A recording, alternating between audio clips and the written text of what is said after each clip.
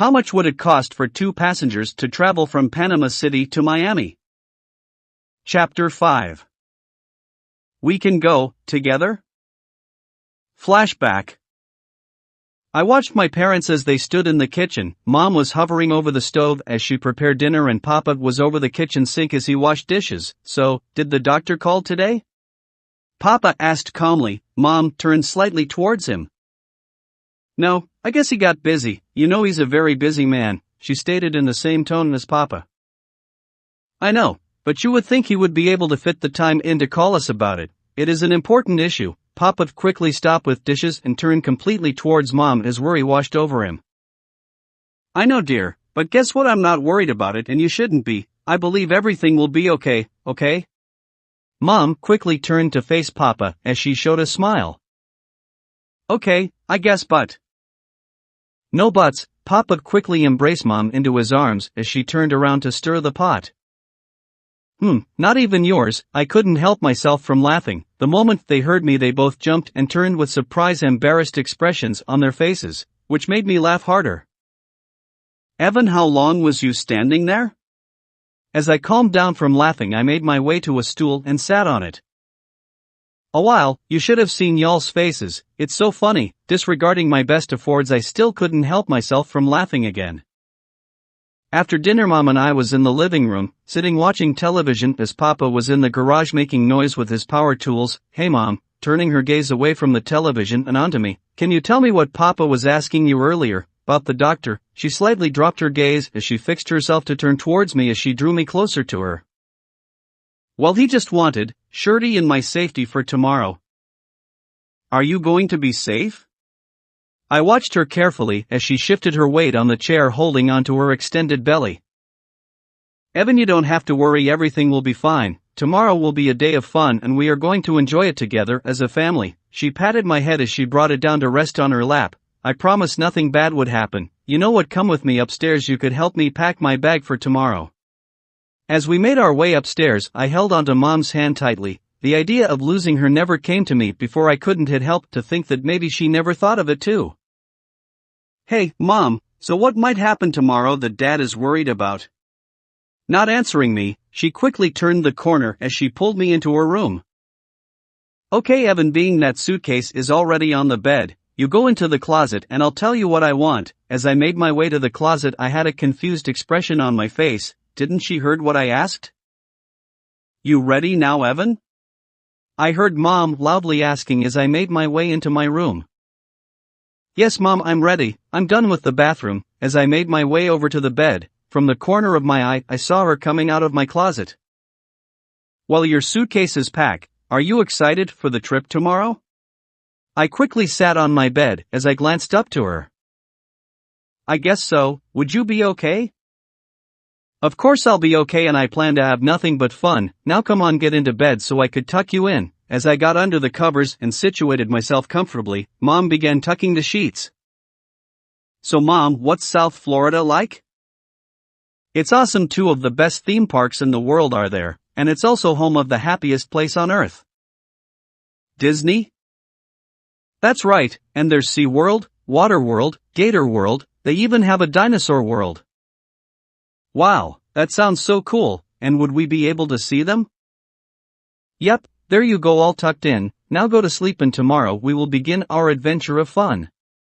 Before leaving she gave me a kiss on my forehead and a smile. Wonder if the trip is good idea. I don't want her to get hurt. At the moment she looks like an over-aired balloon and her face looks so tired.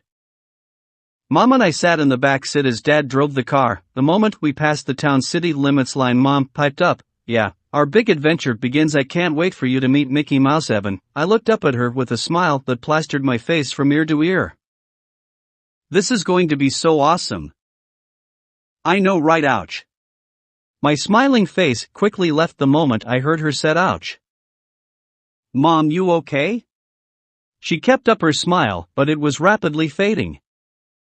Yeah, I'm okay, just a little pitch. Don't worry, I'm fine. Oh. Dad quickly merged the car over to the left lane as he slowed the car down. Before I know it we were parked on the side of I-45. Dad rushed out of the car and came into the back with us. Anna, you okay? What's going on? Please tell me. She's coming." With that said, quickly Dad got out of the back seat and back into the front. As he restarted the car, he began to drive like madman as he merged onto an exit lane, then onto a lane which returned us back into the city. I watched as Mom laid on the hospital bed as tears began to run down her face. "Mom, what's wrong? Are you still in pain?" Before answering, she slowly adjusted herself as she turned towards me. "No honey, I'm just sad." I quickly got up and ran over to her side. "Why are you sad?" "I wanted to get out of town to have an adventure with my family and it didn't happen. I just wanted a few days of fun before the baby came." I gently rubbed her face as I looked at her with a smile. "It's okay, when the baby comes we could go out and have fun together. I think my baby sister would love Disney World." "I think she would too." End of flashback. "Hey Timothy, wake up, we're here." I nudged him lightly and watched him as he raised his head off the window of the bus. "Want another drink and snack?" He nodded yes as he yawned and stretched his body. I quickly opened the bag as I handed him a box of apple juice and a bag of potato chips. "Hey Evan, so where are we going to go when the bus stops again?" As I zipped the bag closed, I felt myself shake. "I don't know where to go. For now I'll play it by ear." I felt a pulling on my shirt that made me turn towards him. "Evan, look. It's awesome here. The buildings and the shops and the food joints looks awesome." It really was awesome. The colors of the lights and displays made the Miami night live look better than how they make it look on television. "The moment we get off the bus we're going to find a place to eat." With that said, he quickly turned around to me excitedly. "Okay, awesome. Hey Evan, would it be okay if we eat breakfast for dinner?" Timothy asked me as I walked through downtown Miami with him on my back carrying my bag. "Sure, it makes sense. We didn't eat breakfast this morning, did we? I could really go for some toast and eggs right now." I giggled at him. This adventure with him and I is going to be fun. I smiled warmly at the thought but was soon pulled out of it when Timothy started to jerk on my back. "Evan, look." Poking with his hand straight ahead and a little bit to the right. "Cool, a Denny's, wanna go there?" "Yeah, I saw it on TV, they sell good breakfast food and at any time too." My heart felt heavy every time he referred something to what he has seen on television. Dad and I never used to take him out with us every time we went out. We would just leave him home and pretend that he didn't exist until we got back home. I quickly took him off my back before opening the door of the restaurant. "Wow, this is awesome, Evan. I have never been in a restaurant before. It's so bland, fully tranquil." I laughed a little at his joke as I walked up behind him. "Come on, let's go sit by the window." As we made our way to the booth, Timothy had his eyes on everything, even the floor. "Evan, this is so exciting. I wish that He immediately went silent when he was about to mention Dad. As we got into the booth, all his excitement had seemed to be gone. "What's wrong?" "Nothing, something just came to me that made me sad. I'm sorry." I could have seen that he was quite taken back by his thought. "You can tell me, trust me." I gave him a smile as I looked down at him sitting on the opposite side of the booth. "I was going to say that I wished that Dad would have taken me with y'all every time you guys went out." I felt a cringe in my stomach the moment he bowed his head. "Timothy, I am so sorry for how I treated you back then, for blaming you and I felt tears ran down the sides of my face. I quickly wiped them off as I forcefully coughed to get rid of the dryness in my throat. "I am truly sorry, and moving forward I'll do my best to make it up to you and to always keep you safe and by my side." He glanced up at me with forgiveness in his eyes as a warm smile brightened his face. "So what we having? Maybe we could have the same tea." His expression suddenly changed as he was no longer looking at me but staring behind me. "Why are they here?" I quickly turned and saw that it was Matthew and Daniel, but their attire was off. They were wearing skinny jeans and small t-shirts. "What the hell they are doing here? Shouldn't they be in the orphanage/church, whatever?" I quickly turned around back at Timothy as his worrying was starting to show.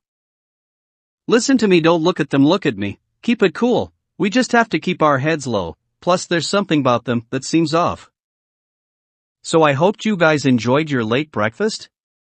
the sassy waitress asked in a cute but yet rude way that made me smirk and Timothy giggle. "So would that be everything for you guys?"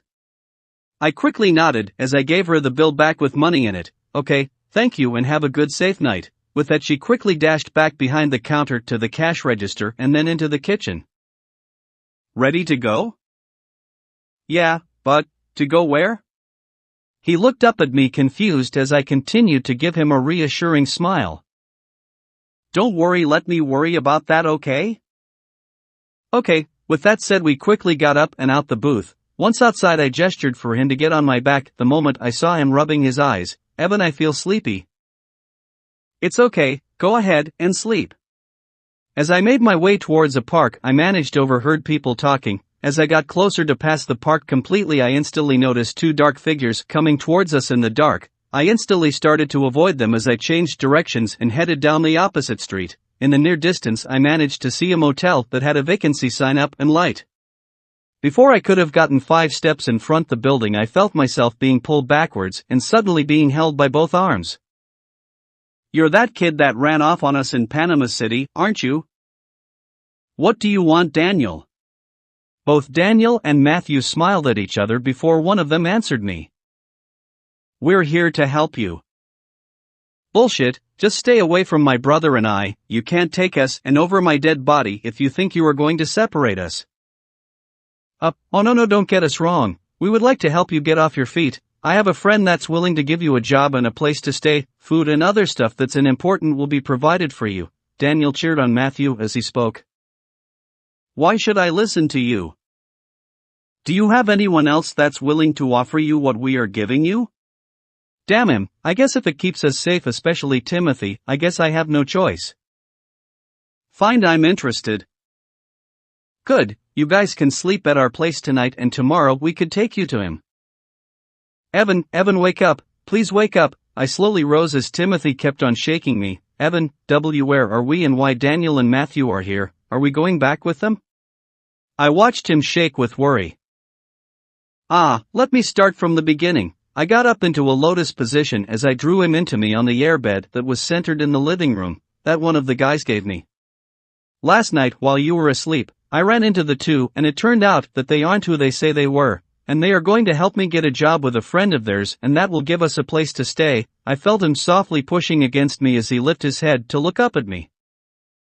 Are you sure that's safe? Honestly, I don't have an option and I need a job and a place for us to stay, and there's nothing I won't do to keep you safe, even if it means I have to pay for both of our sins.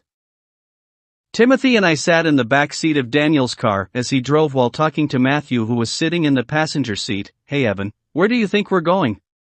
Before I got the chance to answer him Matthew quickly turned around and answered.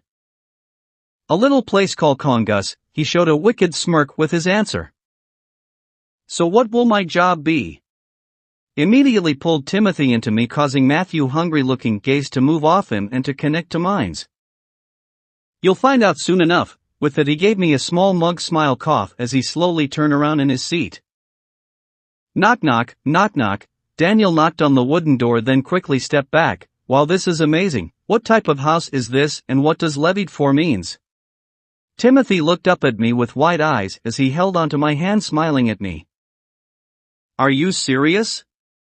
Matthew turned towards us then to Daniel pointing over his shoulder with his thumb at us. Is he serious? At this point rage fumed in me. Shut up before you get shut down. It's simply he doesn't know much. Got it. Both Daniel and Matthew stared at me wickedly as I advert my gaze to Timothy who was slightly shocked. We're in a hotel, and by the looks of it a very cheap one too. I heard them growl trying to make me feel detest, but it didn't waver me. Suddenly the door opened and a kid not too older than Timothy poked his head out. Yo peeps, is the big man in? Why yes. Good, now move out the way, we have new recruits. Daniel pushed the door forward causing the kid to fall back onto the floor on the inside. Before following the two jackasses in I drew Timothy closer to my side, which caused him to walk with my pace. As we made our way in, I spotted the kid as he got off the floor. He wore nothing but a black short shorts that had a white rag hanging out of the back pocket. His white tan skin had marks and bruises that ran across his entire body. Evan, what type of place is this? I heard Timothy whispered up to me but I couldn't give an answer. Sir, we have 2 new recruits for you. The older one is willing to work. What about the younger one? He's He's not up for debate. I quickly stepped in, cutting off Matthew and his pig of a boss as they spoke about us. The way they talked about us irritated me. We were in the pig's huge office and near the door and not up close to them. They, poking at Daniel and Matthew as I walked forward towards them, made a deal with me, that if I worked for you, you would give me a place to stay for me and my brother. The pig bitterly stared at Daniel, then towards Matthew.